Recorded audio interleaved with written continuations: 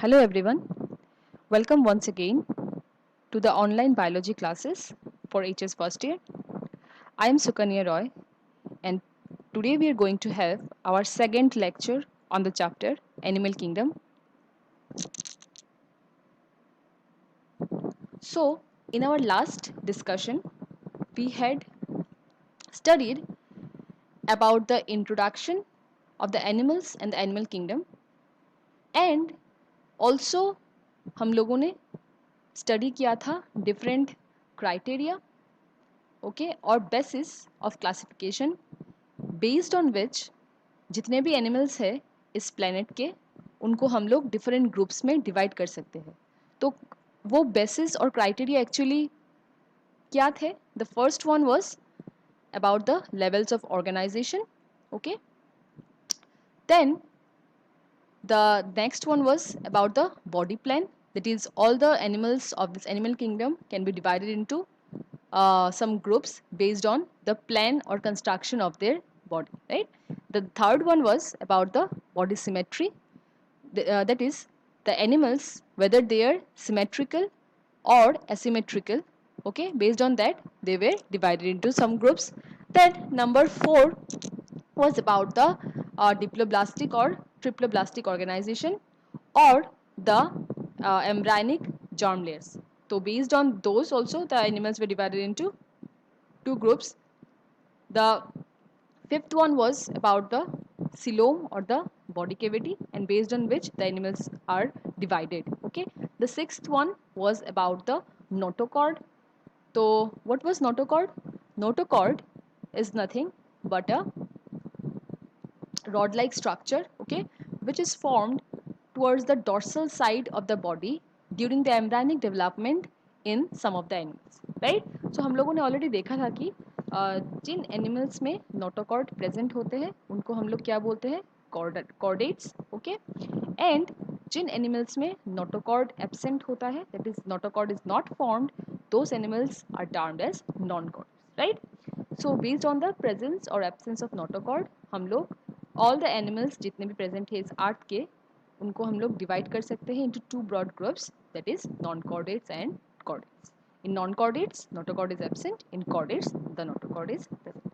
So in our today's lecture we will mainly deal with these two groups, okay, two broad groups of the animals based on the absence or presence of notochord. Okay, so यहाँ पे हम लोग देखेंगे the classification of animals of the entire animal kingdom, okay, based on the absence or presence of notochord. So the animals belonging to the animal kingdom can be divided into two broad groups, okay, based on whether they have notochord or not. Okay, तो the animals जिनके पास और जिनका embryonic development के time notochord produce नहीं होता उनको हम लोग क्या बोलते हैं? Non chordates. एंड जहाँ पे नोटोकॉर्ड फॉर्म होते हैं उनको हम लोग क्या बोलते हैं? Chordates, right? So let us just have the idea about what are these non-chordates and chordates. Okay, so the first group are of the non-chordates. So these are those animals which lack the notochord, that is where the notochord is absent. Clear? And the group non-chordates can be divided into 9 phylum. Clear? Here it is written phyla. Phyla is the plural form. Okay. So the non-chordates can be divided into how many phyla? 9. Okay. So यहाँ पे you people just can see that there are 9 phyla. The names of 9 phyla are given. So all of this comes under non-chordates. That is, all of these groups don't have the notochord present in their body. Clear? Okay, let's just have the names of all of this. So the first phylum जो non-chordates के under आता है उसका नाम क्या है? phylum Porifera, followed by phylum Nidaria, then phylum Ctenophora, phylum Platyhelminthes, followed by phylum Aschelminthes, followed by phylum Annelida, then Arthropoda, then Mollusca, and ultimately the Echinodermata. So you people basically have to do what you know. You people have to remember all of these names. Okay, in the very beginning, it will be a little bit tough on your side, but ultimately, these things are not that much tough, and this uh, chapter is a very interesting one, okay, because here we will be dealing with the different diverse types of animals, okay, and ultimately at the end of this chapter you all of you will be able to at least know or have the idea of the different types of diverse animals present on our earth. Clear? So let's just study. So don't be afraid, because we are going to study about all of this phylums in details, okay, and also we will see the different animals present under each, okay, and what all important characteristics they have. All of the things we will take in details gradually in the upcoming classes, okay. So once again, just try to remember that the group non-chordates can be divided into 9 phyla: Porifera, Cnidaria, Ctenophora, Platyhelminthes, Aschelminthes, Annelida, Arthropoda, Mollusca, and ultimately the Echinodermata. And the group chordates can be divided into 3 subphyla. Okay, so what are they? Urochordata, Cephalochordata, and Vertebrata. So we will also study about these things, okay, in the upcoming classes. But first of all, like here the chordates are mentioned, right? So what are chordates? These are those animals obviously which have or which actually form the notochord during their embryonic development. Clear?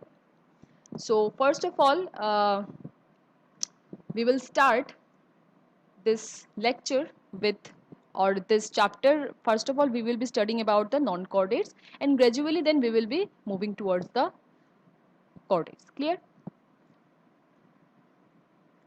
Okay, so let's just have a look or start with the studying the different phylum under the non-chordates. The first phylum under the non-chordates is the phylum Porifera, and the organisms which are generally found under this phylum are commonly termed as sponges. So this is a beautiful image, okay, where you can see that different forms of sponges are present. What are sponges? These are nothing but the animals which are found under the phylum Porifera. Okay, so just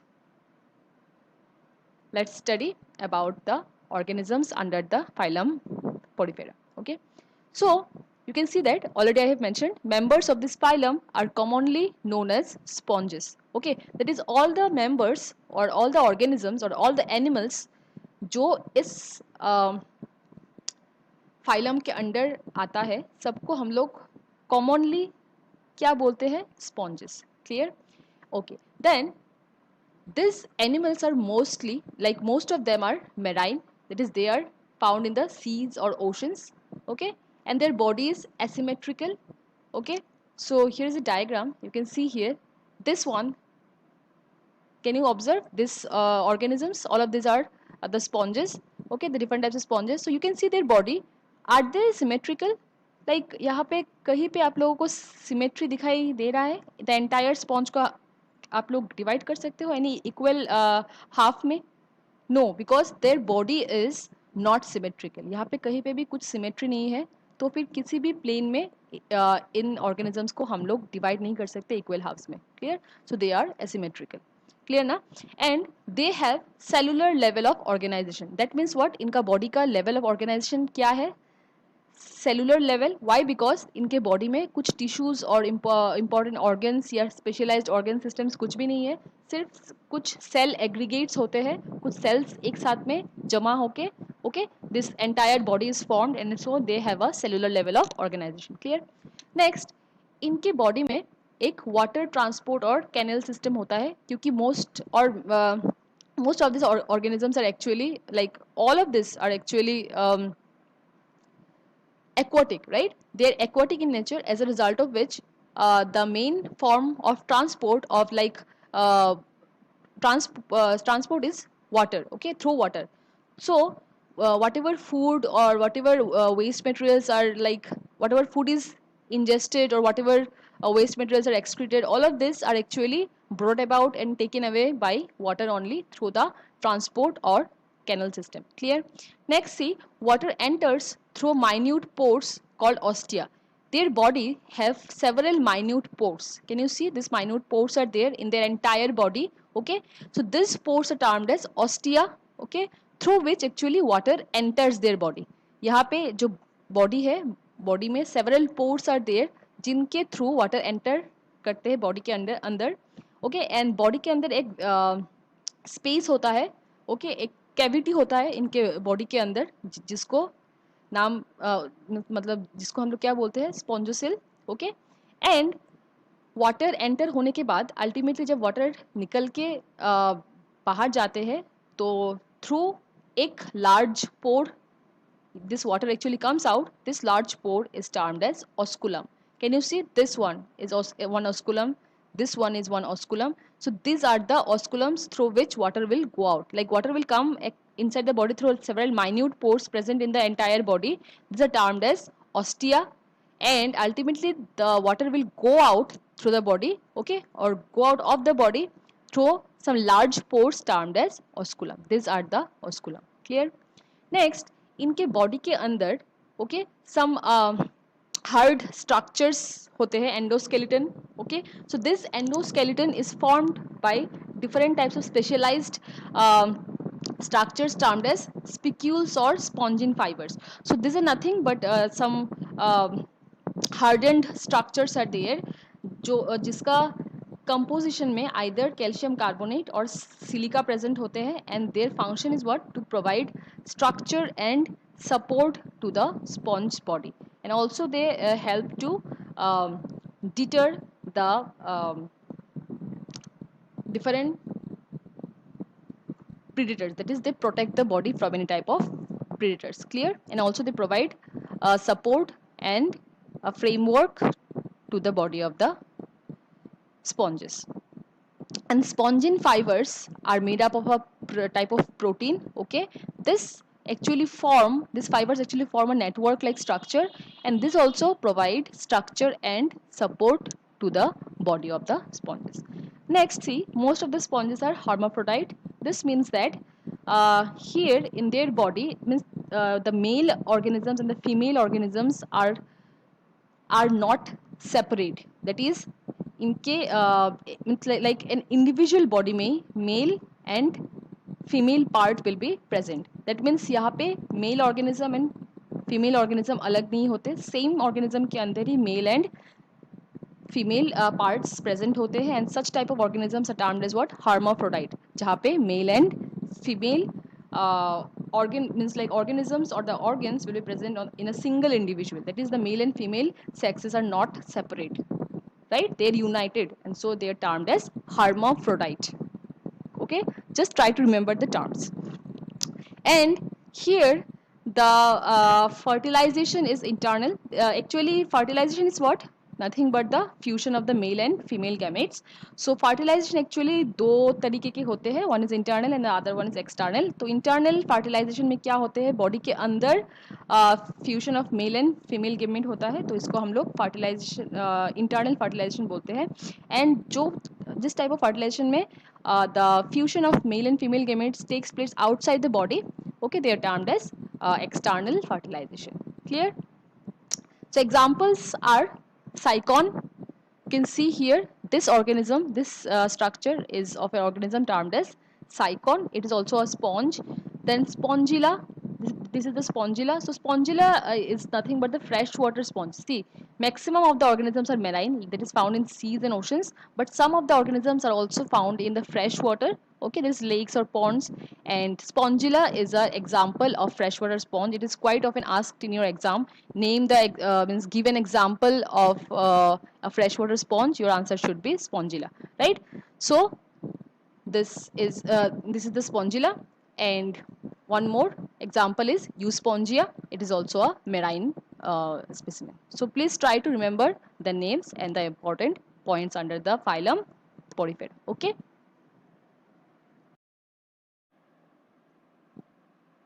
let's now move to the next phylum under the non-chordates, which is named as phylum Cnidaria or phylum Coelenterata.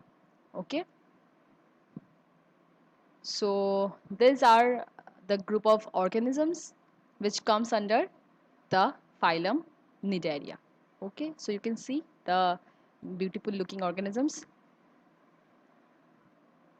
Okay, so let us have a look at the important characteristics or the characteristic features of the organisms which comes under the phylum Cnidaria. Okay, so first of all of them are aquatic organisms and they are mostly marine. That means they are found mostly in the seas or oceans, and they are sessile or free swimming. That is, some of the organisms under this phylum are sessile or some are free swimming. What is sessile? Sessile means those organisms which are not able to move, okay, which are fixed at a particular position and are unable to perform locomotion are termed as sessile organisms. So some organisms under this phylum are actually fixed at a particular place and they are not able to move from one place to the other. So they are termed as sessile, while some organisms are under this phylum can move freely and they can swim freely in the water, and okay, and they are termed as the free swimming organisms of the phylum Cnidaria. And the body symmetry here is generally they are radially symmetrical. Okay, so here are the pictures of some important organisms.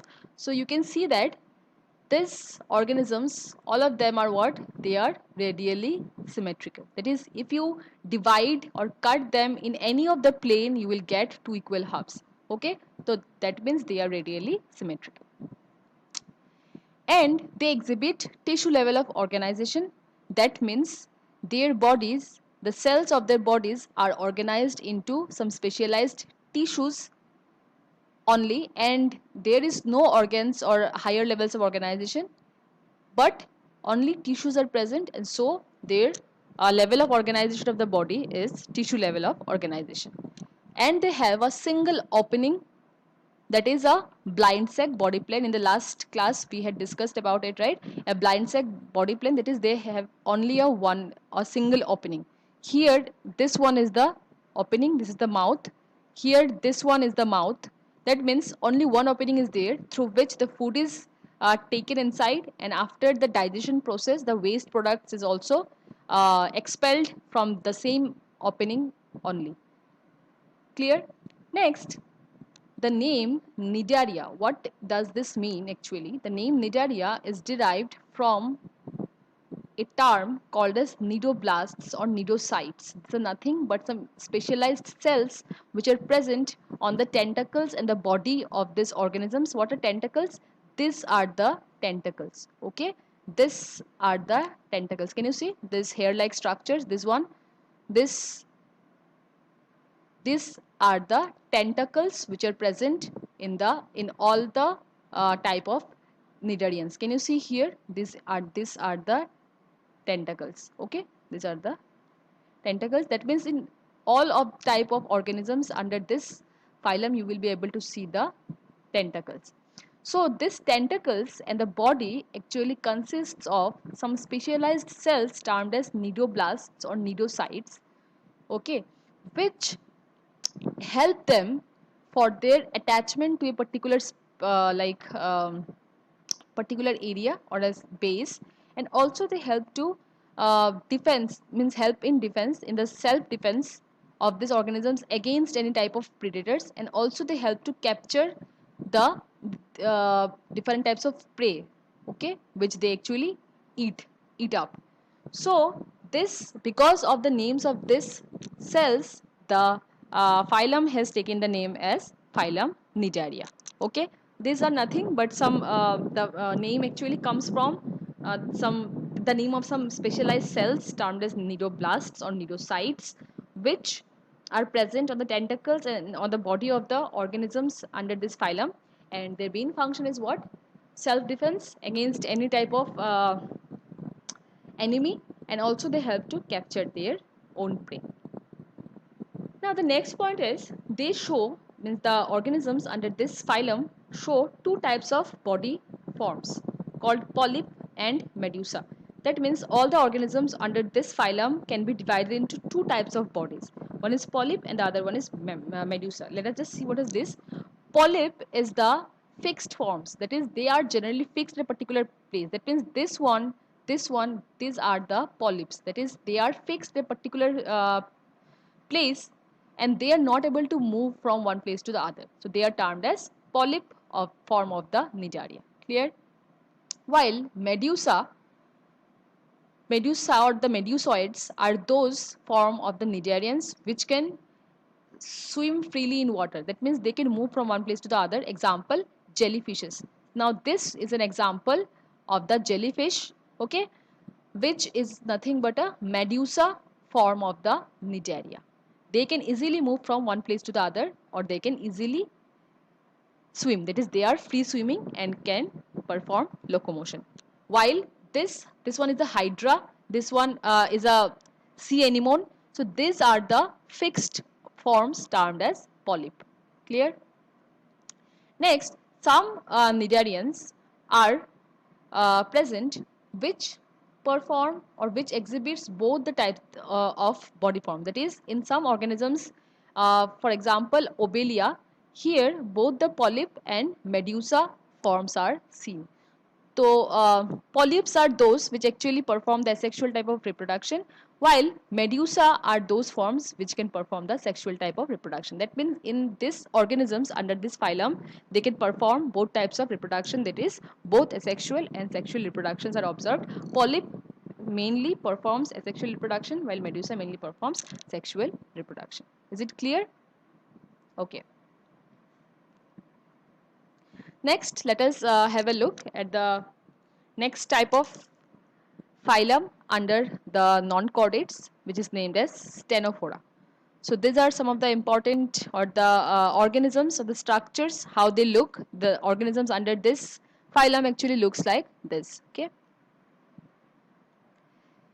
So here are the important points to remember under the phylum or the organisms under this phylum.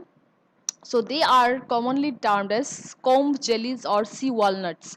You can see here, I hope all of you have seen the walnuts, which are the like some nuts, right? So this walnuts, why they are termed as sea walnuts? Because they are generally marine and so present in the seas and oceans. And can you see their body here? The body is like means the shape and the structure is almost like that of a walnut, right? So they are termed as sea walnuts. And why they are termed as comb jellies? Because their bodies actually have some ciliated, some plates are there which actually looks like comb plates. Okay, so they are termed as comb jellies. Now they are exclusively marine, means all of the organisms under this phylum are marine. That is, they are only found in the seas and oceans. Clear?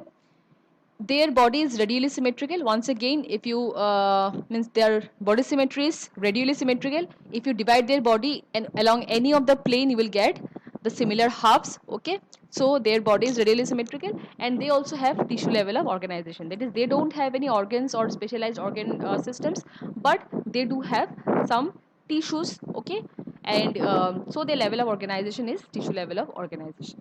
Now their body bears 8 number of ciliated comb plates. Okay, here these are the teens. Here they are written, right, teens. So these are nothing but the comb plates. So they are 8 in number. Can you see this? This is 1, this is 2, this is 3, this is 3, and this is 4. So on the back side also there are 4 more.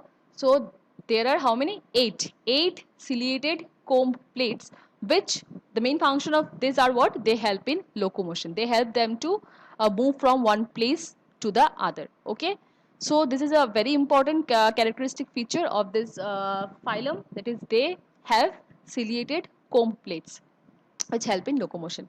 The next is a very important characteristic, bioluminescence, that is to emit light. Those organisms which can emit light, okay, from themselves, They're termed as bioluminescent animals. I hope you have seen some insects, right?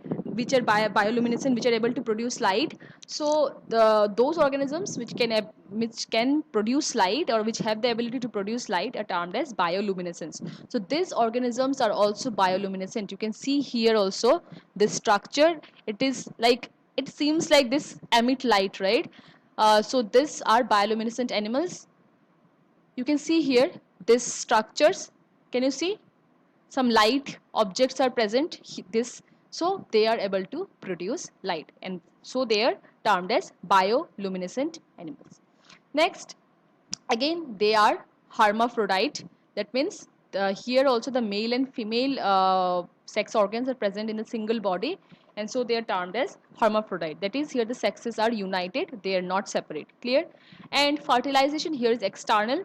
So we have already seen that fertilization is of two types. One is internal fertilization and the other one is external fertilization. So here the fertilization is external. That is, the fusion of the male gametes and female gametes takes place outside the body in the water. That means the organisms actually release their gametes, both the male gametes and the female gametes are released in the water, and there itself in the water the fusion takes place, and so the fertilization, as it is outside the body, it is taking place outside the body, so it is termed as external fertilization. And the development is here is also indirect. It takes place through the development actually takes place through different forms of larva, or larval stages are there, and so it is termed as indirect. Clear? Examples are Ctenoplena and Pleurobranchia. These are two organisms under the phylum Ctenophora. Clear? So if this phylum is asked, then you will have to write these important points. I hope it's clear to all of you. So this is all about today's lecture. We will be back with the third lecture very soon, and there we will be continuing with the other phyla under non-chordates, and then the subphylum we will be studying under the phylum Chordata. Okay, so please stay tuned, and thank you everyone for listening to my class.